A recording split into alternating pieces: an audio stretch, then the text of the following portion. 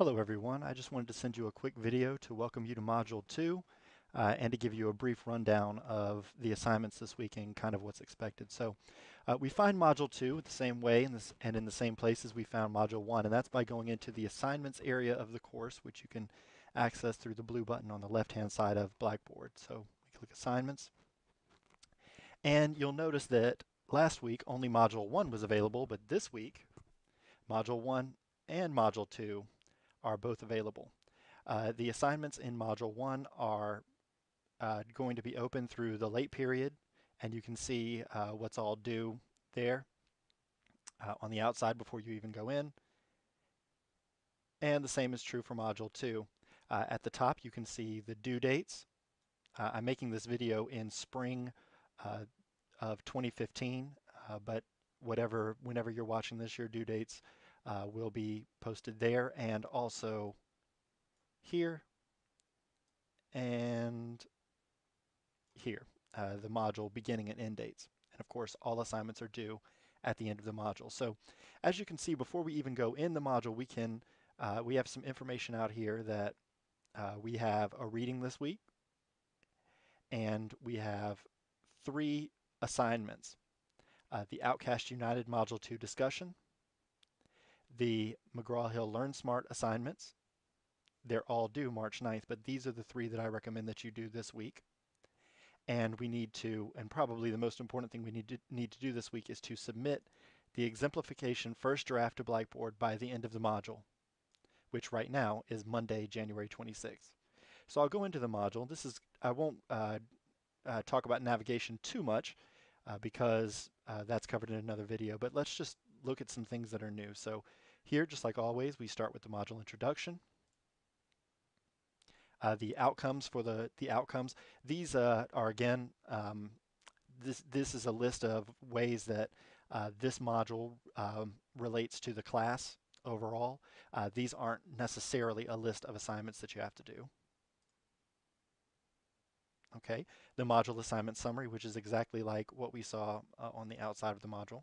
It's just posted here again for your convenience.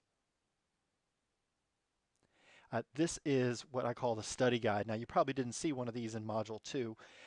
For each high-stakes assignment, I have included a brief rundown of all the parts of the assignment that that you will need to complete or either refer to before it's finished. And here, you can see that we're going to be working on the high-stakes exemplification assignment in Modules 2 and 3. And in Module 2, you can see that we're going to construct the first draft. In Module 3, we're going to revise the first draft. And you can also see here that I'm going to use the DRE.097 rubric for the exemplification essay to grade the final draft. Now, clicking on any of these links will give you that associated resource. You can also see the paper timeline down here.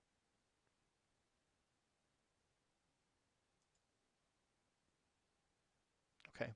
Now this is probably the page that you guys are going to spend the most time on this week, and that's the writing assignment for the exemplification first draft. Now the top part of this page is information about the assignment, and below you'll see the specific instructions for actually completing the assignment. And so basically what we have here is an introduction, just kind of gives you a little bit of indication of why writing an exemplification paper is important and what you'll learn how to do while completing the activity. Below we have the module outcomes, which shows how this assignment relates to the overall outcomes of the module, and the general education competencies, which shows you how this assignment relates to the overall gen ed competencies of Fayetteville Tech.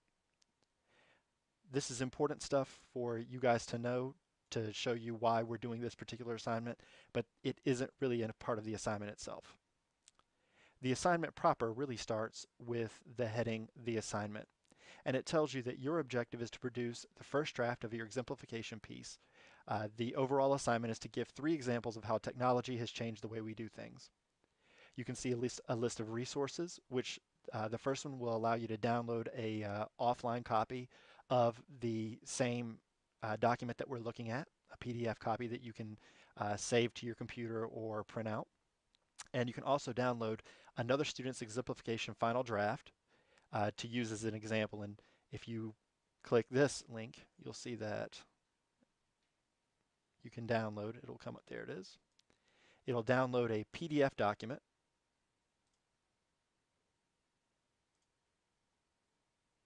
that will show you a previous student's graded paper. This is a real student from DRE.97 from November of 2013, who gave me permission, by the way, to use his paper. And you can also see some of the comments I made on the paper. I worded them so that um, they're valuable for you to read. These are not the same comments I gave to him.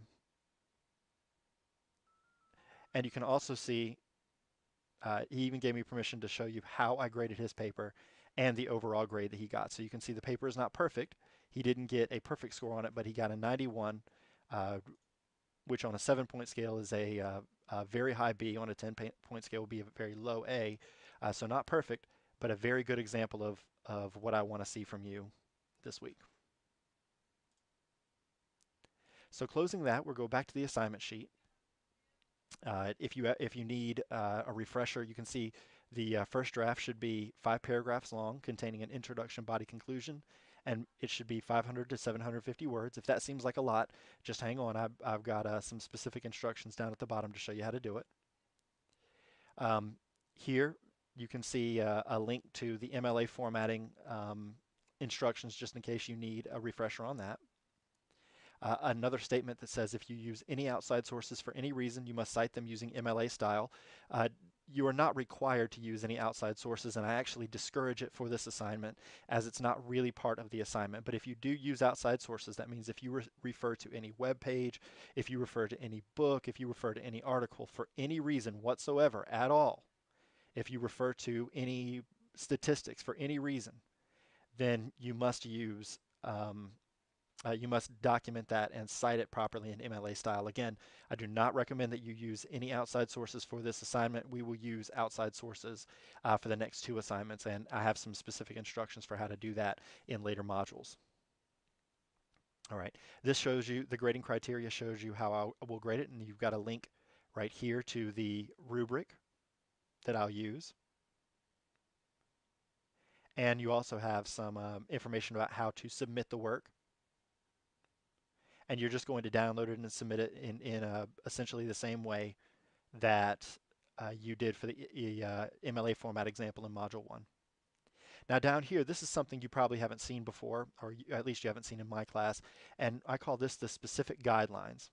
And what this is a paragraph by paragraph, and sometimes even sentence by sentence, instructions for what you should write. Now you don't have to stick to this exactly, but if you do this, you will produce a document that will will not only help you to stay on track, but will also give me a reference for how to give you some feedback and how to get you back on track if you're not quite there. And again, it's not the only way to complete this assignment, but it is a way that I found students who are maybe not that familiar with writing can go about, or maybe just feel completely lost. They can follow these instructions step by step and produce a document that looks pretty good. I only started giving these outlines in response to student demand. This is maybe not quite 2 years ago. My students asked me to keep getting more specific and more specific and more specific with my instructions, and finally we came to agreement on something that looks similar to what you see on your screen right now. So my recommendation is, if you don't feel very confident in what you're trying to do in writing a paper, then just follow these instructions, and you can see they get very specific.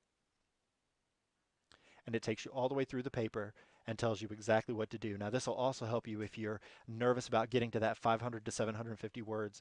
This will also help you to make that word count requirement. So that's an extremely important assignment that you'll do this week.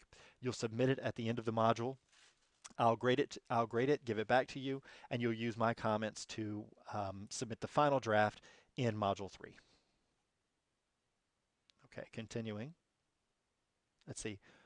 On page 6, you'll see the Safe Assign link to submit the first draft. I don't put this on the same page as the instructions because after the due date and after the late period for that assignment, this link and this page will disappear, and I want you to have access to the instructions for the rest of the term. That's why I don't put them on the same page. All right, page 7, this is the Outcast United, our first Outcast United discussion board. And this discussion board relates to the reading that you were supposed to do last week. And you can see down here, it says Resources, Introduction through Chapter 4 in Outcast United. And that was the reading that you had assigned to you last week. I think it makes sense to assign a reading to a student in the previous week and then have them do an assignment on it in the next week. That way they're not trying to scramble and read what they need to do while they're trying to complete the assignment as well.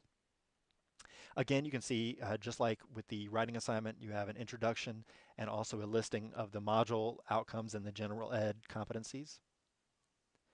Down here, you can see the grading criteria. This is exactly how I will grade the piece. It tells you exactly how I'll grade it. It tells you exactly what the expectations are and even gives you an example of what I want right there.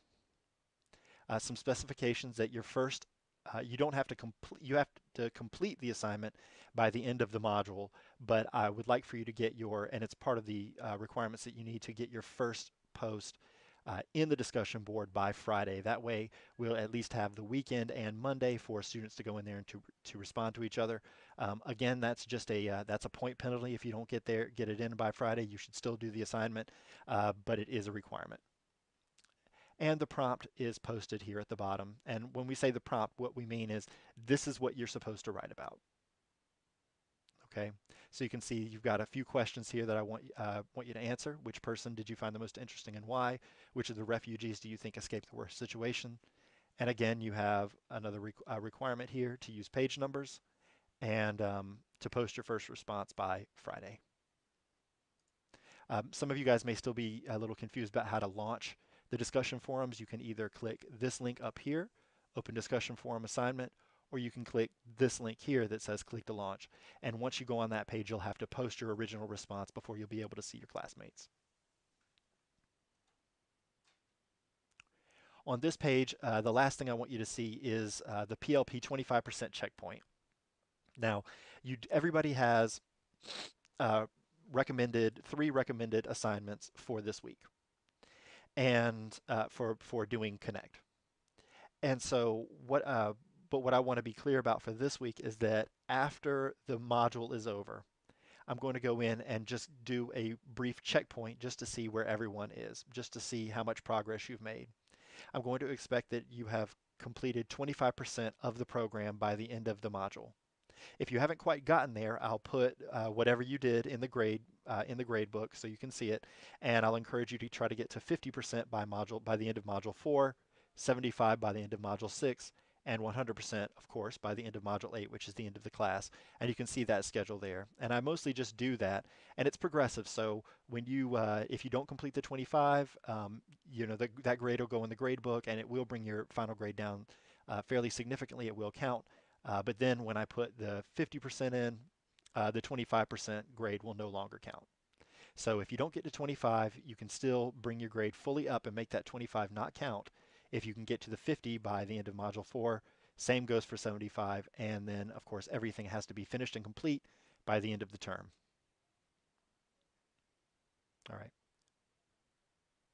And the last page is the questions for the instructor.